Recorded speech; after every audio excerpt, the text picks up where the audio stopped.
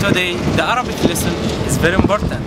النهاردة الدرس العربي مهم قوي. I will say this sentence. I must travel to Egypt because Egypt is very beautiful.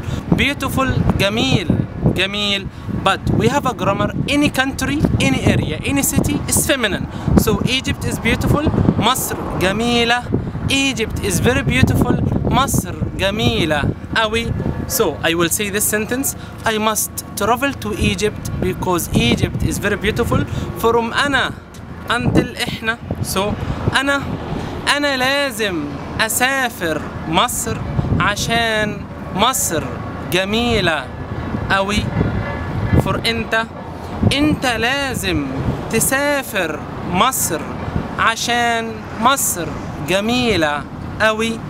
For أنت لازم تسافري مصر عشان مصر جميلة قوي.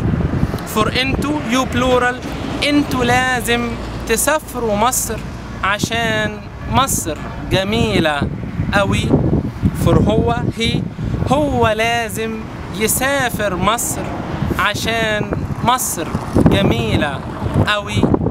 For هي لازم تسافر مصر عشان مصر جميلة قوي. For هم لازم يسافروا مصر عشان مصر جميلة قوي. For إحنا لازم نسافر مصر عشان مصر جميلة قوي.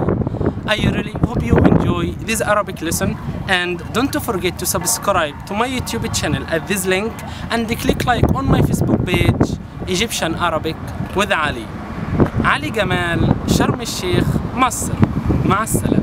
ألف باء تاء ثاء جيم حاء خاء دال ذال راء زاي سين شين صاد ضاد طاء عين غين فاء قاف كاف لام ميم نون هاء واو ياء